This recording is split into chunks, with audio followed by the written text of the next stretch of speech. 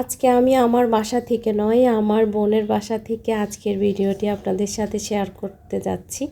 আশা করি আজকের ভিডিওটি আপনাদের কাছে অনেক ভালো লাগবে। আজকে আমরা বাচ্চাদেরকে নিয়ে কোথায় যাব সেটা অবশ্যই আপনাদের সাথে শেয়ার করব। আসসালামু আলাইকুম, welcome back to my channel. আমি বাংলাদেশি ব্লগার মম পপি বলছি, ব্যস্ততম শহর ঢাকা থেকে। কেমন আছেন আপনারা সবাই? আশা করি অনেক ভালো আছেন। আলহামদুলিল্লাহ, আমি আপনাদের দোয়ায় ভালো আছি। অনেক দিন পর আপনাদের মাঝে এসেছি। আমার অনেক প্রিয় বোনেরা হয়তোবা আমার কথা ভুলেই গিয়েছেন। এটাই আসলে স্বাভাবিক ভুলে যাওয়াটা। আমি যেহেতু এত বেশি ইরেগুলার হয়ে গিয়েছি, তো আমার কথা কিভাবে মনে রাখবেন। আর আমি একদম ইউটিউব থেকে মনে হয় যেন হারিয়ে গিয়েছি, কারোর ভিডিও দেখা হয় না। আমার অনেক প্রিয় প্রিয় আপু আছে যাদের ভিডিও আমি রেগুলারই দেখতাম। তো ইদানিং আসলে আমি এতটাই ব্যস্ত হয়ে পড়েছি, আমার অনেক ব্যস্ততার মাঝেই সময় যাচ্ছে, তো এই জন্য কারোর ভিডিও দেখা হয় না। সময় করে আসলে করা যায়, কিন্তু ওরকম সময় মেনটেন করে কাজ করতে গেলে আমার একটু সমস্যাই হয়ে যায়, কারণ আমি অনেকটাই আসলে ব্যস্ত থাকি। তো ভাবলাম যে এতদিন ভিডিও দিই নাই, আমার চ্যানেলটা তো অবস্থা খুবই খারাপ হয়ে গিয়েছে। এখন দেখি আস্তে আস্তে ভিডিও দেওয়ার চেষ্টা করব, একটু সময় নিয়ে কষ্ট হলেও দিব। তো আশা করি আপনারা সবাই আমার ভিডিও দেখবেন, আর আমিও ইনশাল্লাহ সবার ভিডিও দেখার চেষ্টা করব। সবাই একটা লাইক দিবেন, আর আমার পাশে থাকার জন্য আমার চ্যানেলটি সাবস্ক্রাইব করে আমার পাশে থাকবেন। যারা নতুন আসেন অবশ্যই আমার চ্যানেলটি সাবস্ক্রাইব করে বেল বাটনটি অন করে দিবেন। আপনাদেরকে বলেছি যে আমরা আজকে কোথায় যাব। তো এটা হচ্ছে পরদিনের ভিডিও। আমার বোনের বাসায় যাওয়ার পর দিন আমরা বাচ্চাদেরকে নিয়ে একটু মেট্রো রেলে করে দিয়াবাড়ি গিয়েছিলাম। তো দিয়াবাড়িতে যেতে যেতে আমাদের সন্ধ্যার পর হয়ে গিয়েছে। আমরা আর আসলে বিকাল টাইমটা আমরা যে ঘোরার প্ল্যান করেছিলাম সেটা আর সম্ভব হয়নি।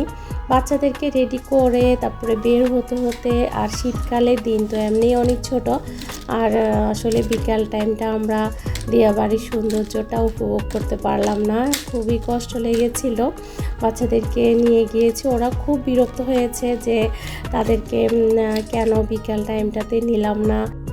মেট্রো রেলের এখানে আসার পরে অনেক বেশি সিরিয়াল ছিল। আমরা যে টিকিটটা নিব সেই অনেকটা সময় পার হওয়ার পরে টিকিটটা আমরা যেই টাইমটাতে পেয়েছি ওই টাইমটাতে আমরা মেট্রো রেলে করে যেতে যেতে আমাদের সন্ধ্যার পর হয়ে গিয়েছে।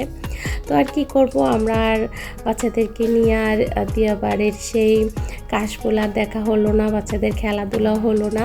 তো ভাবলাম যে বাচ্চাদেরকে তাহলে একটু কিছু খাওয়াই, আমরা কিছু খেয়ে আমরা বাসায় চলে যাব। পরে আমরা এখানে আসলাম, এটা হচ্ছে বউবাজারে।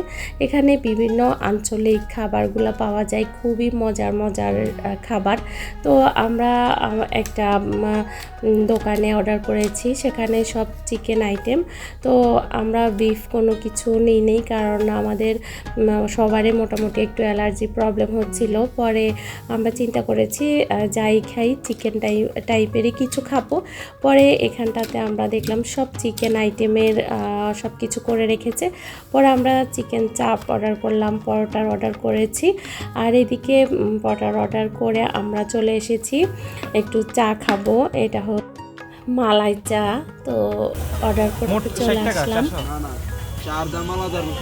কত? 110 টাকা। ওখানে 100 টাকা, আপনার এখানে 110 কেন? মালাই টালাই সহ দেবো না তো মালাই তো উনিও দিবে। তাহলে 100 টাকায় 100 টাকা 100 টাকা। দেখেন কি অবস্থা এখানে, এক এক দোকানে এক এক ধরনের প্রাইস। তো অবশ্যই আপনারা এখানে আসলে মূলামূলি করবেন। এখানে আমাকে 110 টাকা বললো এক কাপ মালাই চা। পরে আমি আরেকটা দোকানে দেখেছিলাম 100 টাকা। আমি জানার কারণে ওনার সাথে দামাদামি করতে পেরেছি। তো আমি যদি 5টা চা নিই এখানে আমার 50 টাকা বেড়ে যাবে। তো এই জিনিসগুলো অবশ্যই দেখে শুনে দামাদামি করে নেওয়া ভালো। তো আসলে যেটা সত্যি কথা, এখানের মালাই চা আর পোড়া রুটিটা অসাধারণ। আপনারা আসলে অবশ্যই মালাই চাটা খাবেন আর পোড়া রুটিটা খাবেন। আমার কাছে এত ভালো লেগেছে, আমার কাছে নয়, আমরা সবাই খুব এনজয় করে মজা করে বাচ্চারা সহ আমরা খেয়েছিলাম। যতক্ষণ ছিলাম আমরা খুব এনজয় করেছি। এখানকার প্রত্যেকটা খাবারই আসলে অসাধারণ। সব দোকানেই দেখলাম ভিড়, আর এখানে মানে প্রতিটা মানুষ এসেই দেখলাম বিভিন্ন ভ্যারাইটিস খাবার নিচ্ছে, খাচ্ছে। তো যেহেতু আমাদের বাচ্চারা অন্য সব জিনিস খেতে চায় না, বাচ্চারা চিকেনটাই বেশি পছন্দ করে, আর যেহেতু বলেছি আমাদেরও একটু প্রবলেম, এজন্য আমরা চিকেন টাইপের জিনিসই খেয়েছি। তো আমি আর সেটা আপনাদের সাথে ভিডিও করার সময় পাইনি। আমার খুব ইচ্ছে ছিল এখানে এসে হাঁসের মাংস খাওয়ার, কিন্তু হাঁসের মাংসটা খাওয়া আজকে আর হলো না। নেক্সট টাইমে কখনো যদি আসি তাহলে অবশ্যই হাঁসের মাংস ট্রাই করব।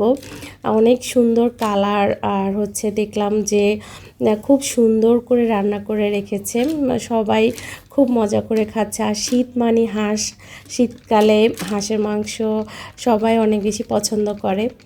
তো আপনারা আসলে অবশ্যই খেতে পারেন।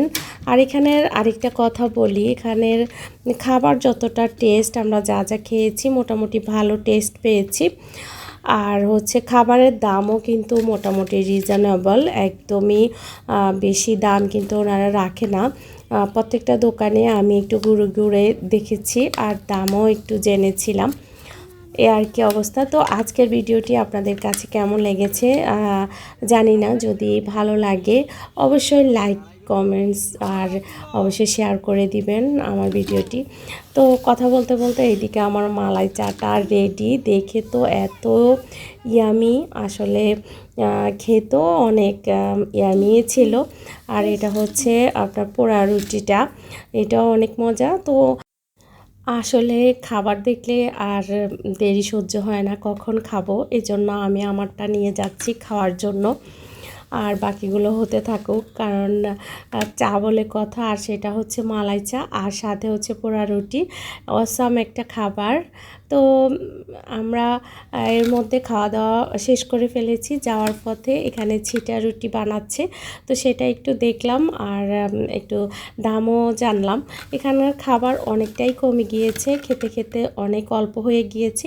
এখানকার খাবার অনেক অনেক মজা। এই দোকানের খাবারগুলো দেখলাম যে অনেক কোয়ান্টিটি ছিল প্রথমে, পরে দেখেছি একদম কমে গিয়েছে, অল্প অল্প ছিল। এখানে আপনার হাঁসের মাংস, গরুর মাংস, গরুর বুনা, তারপর চীনা হাঁস, রাজহাঁস, দেশি হাঁস, কলিজা বুনা।